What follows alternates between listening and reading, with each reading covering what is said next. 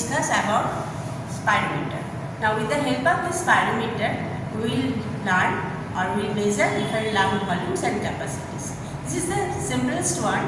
The name of this spirometer is simple spirometer or student spirometer or vital gram. The procedure of doing this, measuring these different lung volumes and capacity with the help of this simple spirometer is known as the spirometry. The recording that we will find out, that is known as the, just like this, we will find out that it is known as the spirogram. So first discuss about this simple spirometer. Now before this you have to know that there are different aspects of lung function test. First one is the mechanical aspect, that is the movement of the intercostal muscles, our diaphragm, our external other muscles of respiration and expiration and inspiration, and these are the mechanical aspects of respiration. And there are pulmonary circulation and gaseous exchange, and lastly nervous control. With the help of the simple spirometer, we are measuring the mechanical aspects of the lung function test. That is the different lung volumes and capacities we will measure with the help of the spirometer. The name of this simple spirometer is, I have already mentioned, the simple spirometer or student spirometer or vital gram. The procedure of doing this is known as the spirometry. The recording that we will get with the help of the spirometer, that is called spirogram. Now there are different lung volumes and capacities. I think all of you know this. This is the tidal volume, inspirated reserve volume, expirated reserve volume, residual volume. Now I have drawn this diagram.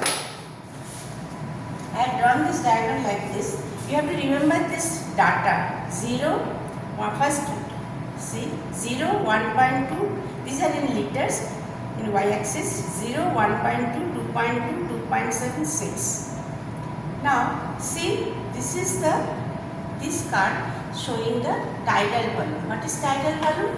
Tidal volume is the amount of air that we are inhaling and exhaling.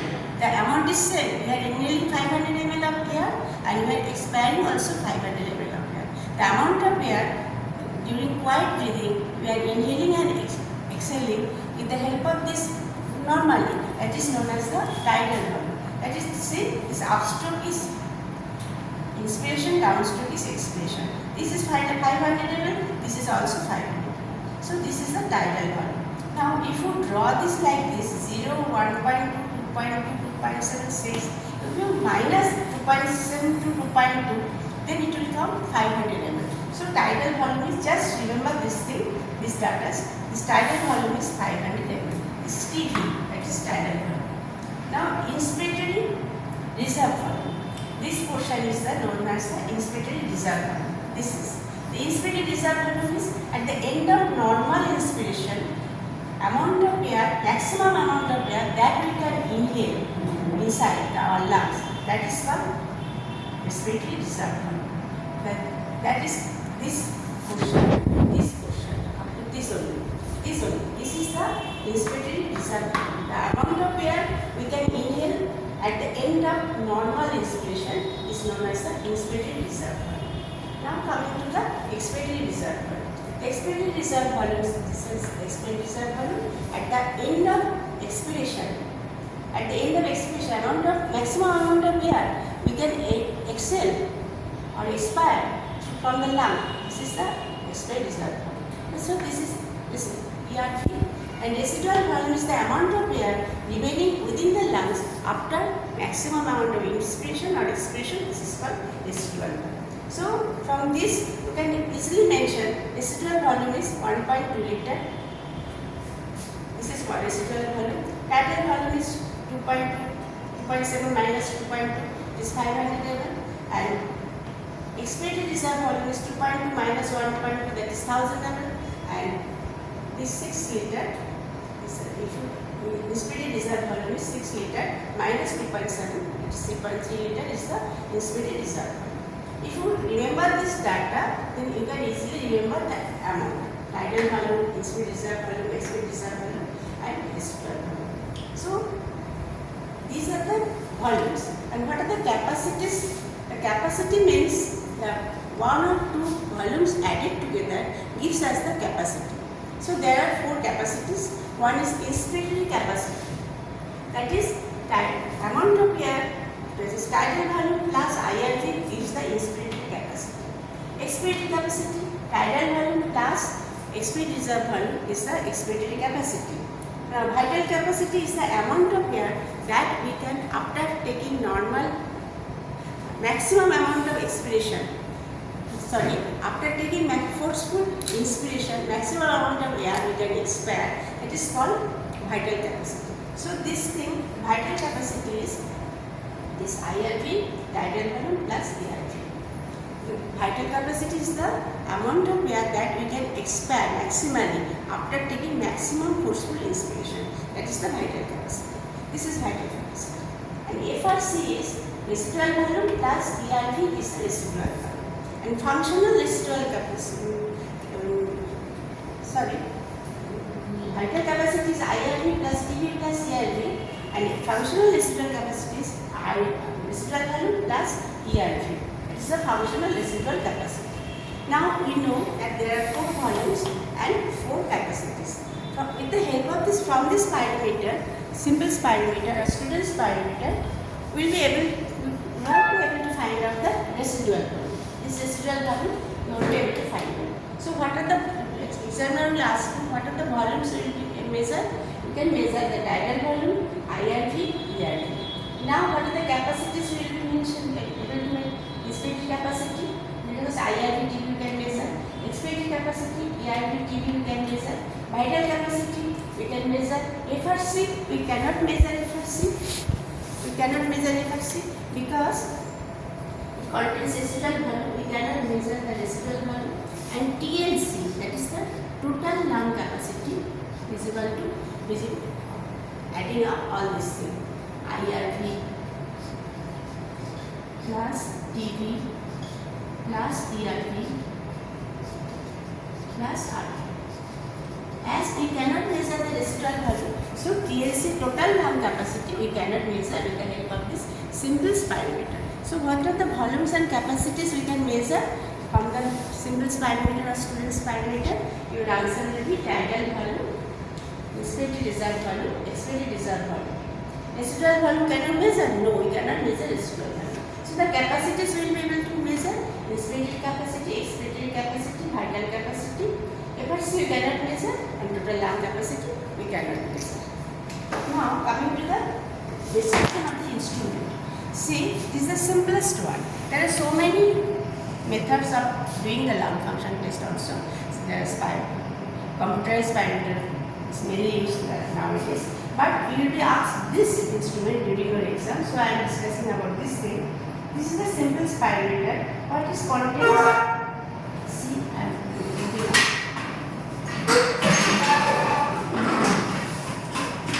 This contains cylinder. There are 2 concentric cylinders. See, this one cylinder, this is another cylinder. In between this, it contains water. There you have to pour water first beginning of the instrument. So inner cylinder, outer cylinder. In between the 2 cylinders, there is water. Now this is called inverted bell. We will pour the inverted bell inside the water, so that it is totally air sealed, and we will breathe in and breathe out through this mouthpiece. First, this mouthpiece should be immersed in the potassium permanganate solution to make it antiseptic solution. Now keep the mouthpiece in between the lips and gums tightly, and keep and close your nostril like this, in between the like this. So this conjugated rubber tube goes where? Goes to the here. It is connected with this inner cylinder. Now, why this is water sealed? This is water sealed because now this bell, this is the bell. This is water sealed because no air can come inside, and so subject will breathe in and breathe out only within the water sealed space. This is totally airtight. Water sealed, so we can breathe in and breathe out from the air present inside the breathing chamber. And here is a tap over here. take the water here, so we'll let out the tap with the help of this thing. We'll let out the tap. And at the beginning, we have to make it up. There are the leveling screws.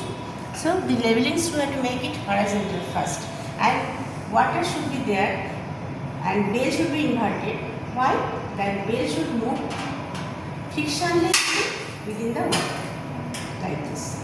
Now, from this upper end of the bell, there should be a metallic beaded chain which will pass through the pulley. Because this see, the pulley is graduated one. It is 0 to 6,000, 0, 500, 1,000, like this, up to 0 to 6,000. And there is a pointer is over here. See, this is a pointer. This is the pointer. Now, what will you do? First, what will you do? Make the instrument ready. Subject should be comfortably seated in a chair and mentally to physically rest, and ask the subject to first dip in the potassium permanganate solution to make it antiseptic, to hold it in between the lips and gums, close the nostril like this with the thumb and index finger,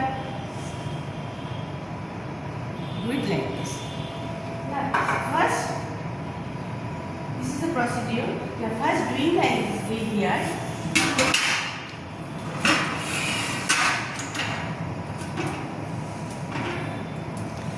Suppose you are doing the inspiratory tidal volume.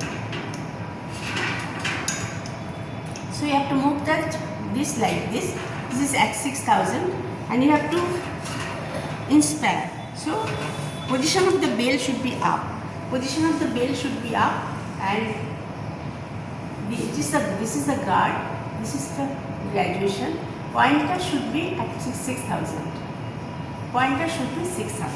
Now ask the subject to inspire from this mouthpiece. So what will happen? See, when the subject inspires from this mouthpiece and this guard helps to fit. This, see, this is moving like this. Now you see how much it has moved. Suppose it has moved 500 mm. This is 6,000, this is 5,500. So it has moved like this. Ask the subject to inspire. When the subject will inspire, bell moves down. Bell moves down, and this has pointer. Pointer is fixed over here, but you have to see the difference. The difference is 500 mm. So tidal volume, inspiration of the tidal volume is 500 mm. Now, if you want to do it the expiratory tidal volume, then what you have to do? You have to make the pointer over here, pointer at 0, and bell should be down because you will expire. So bell will move up. Now see what is happening. You have to put it over 0.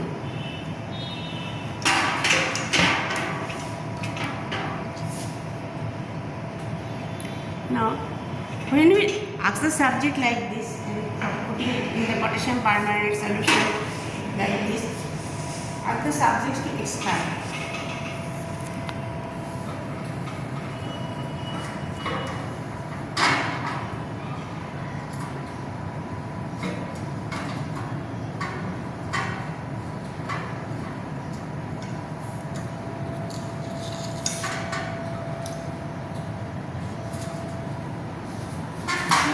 Pointer is like over 500 mm. So during expiratory, you have to keep in mind that during expiratory activity, when you are finding out expiratory activity, bell should be, position of the bell should be in down and pointer should be at 0. You have to move like this.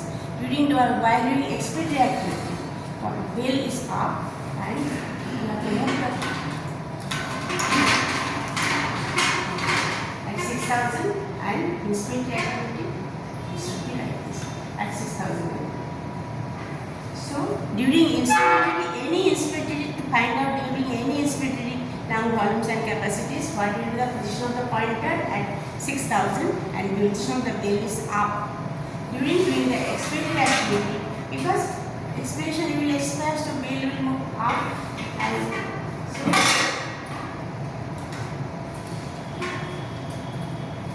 position of the bell will be down and the pointer it should be at 0 level. Pointer at the 0 level. From here and this is the, there should be, in spite of this there should be a metallic beaded pulley that is coming, that should be coming.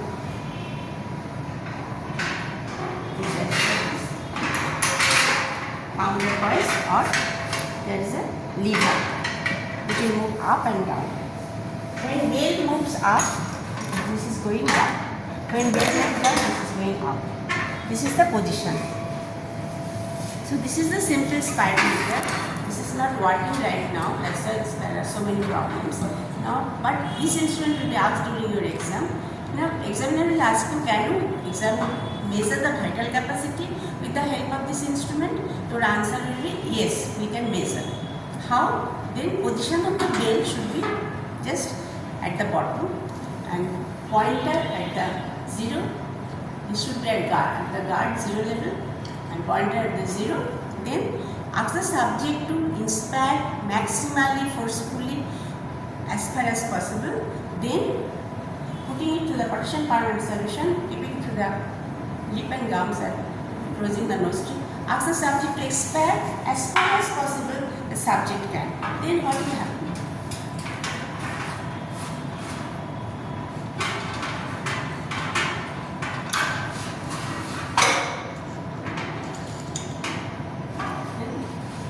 Subject is expiring, so it is moving.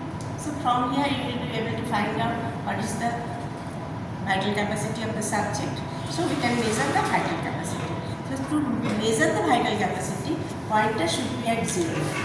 Pointer should be at 0 level and bell should be at downward position. Now see the rubber tube, collocated rubber tube. Why it is collocated? There should not be. If it is normal rubber tube, so we can give, if we give, then there will be kinking of the rubber tube. So to prevent kinking, normal passage of the air in and out, that tube should be corrugated one, and there is a metallic mouthpiece. Now examiner will next ask you, can you measure the FEV1 with the help FEV1 force vital capacity in first second, second, third second with the help of this simple spirometer? No, we cannot measure the FEV1 with the help of this simple spirometer. We can measure all these things excepting the residual volume, FRC and TLC. Other volumes and capacities. This diagram is the representation of the spirogram. This is like this. This will be given to an examination and A, B, C, D, E, F, like this it is given, and you have to identify which one is A, which one is B, C, like D. Here it is also given.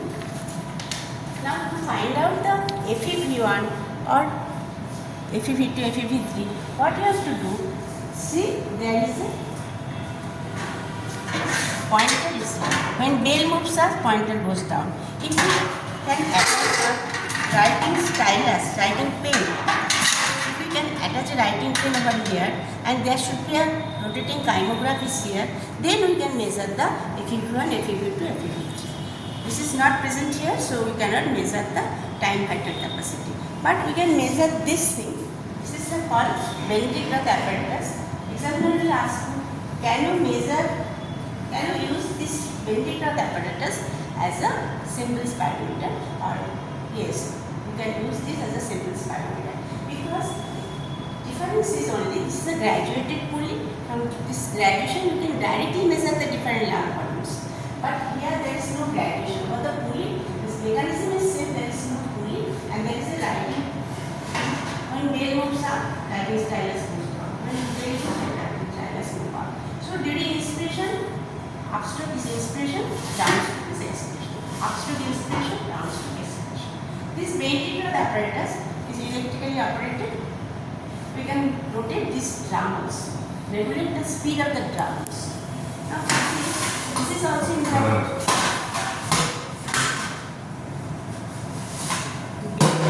See, this one. There are two concepts. This is inner cylinder, this is outer cylinder. Here the inner cylinder is bigger.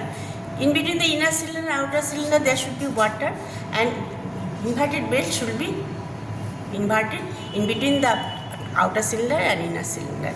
And inside the inner cylinder there is a soda lime chamber. Soda lime chamber is there. Because actually with the help of this bending rod apparatus, previously it was used to measure the BMR. So to measure the BMR, we are at that time we use this to measure the oxygen consumption. But so the soda line chamber will absorb the carbon dioxide, nitrogen, everything inside. But if we remove this soda line chamber from this bending rod apparatus, we can use it as a simple spirometer. Now with a simple spirometer, see, there is nothing inside. Nothing is inside. Now we are giving this inverted bell over here.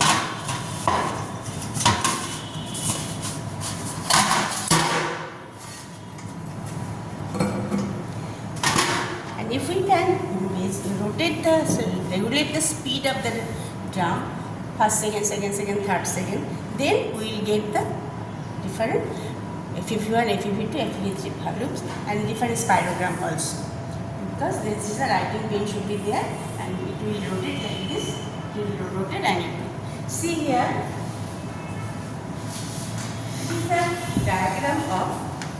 this is the diagram written, but this will be given to you during exam. See, this is the volume, lung volume, and this is the time. X-axis is the time, y-axis is the volume. First second, 0, first second, second second, third second. This is a normal. This see, force vital capacity 4 liter. FEV now amount of air expired in 1 second, first second is 3.2. So if you do FEV1 divided by FVC, ratio will be into 100, ratio will be 80%. So per second will FVC 4 liter is normal, FEV1 80% in 1 second, it is also normal. So this is the normal curve. Now this portion, see, this is also time 0, first second, second second, third second. FVC here is 3 liters. Total is 3 liters. Now FEV1, if FEV1 here, it is 1.5 liter only. So FEV1 divided by FVC in 2000 comes to 50%. So patient is suffering from obstructive lung disease, that is bronchial asthma or emphysema. Now this is, see, this is also 0, 1, 2, 3. Now here FVC is 3 liter. FEV1 also 2.2 liter. Both has decreased. FVC decreased, FEV1 also decreased. So ratio between the FEV1 and FVC remains 80%. So as because both decreased, this is the graph of restrictive lung disease. Restrictive lung disease, kyphoscoliosis, fibrosis of the lung, these are the restrictive lung disease. So this is normal, this is obstructive lung disease, this is restrictive lung disease. This is the graph you have to answer during your exam. And this is the spirogram. This is the spirogram. You have to answer this one during your exam.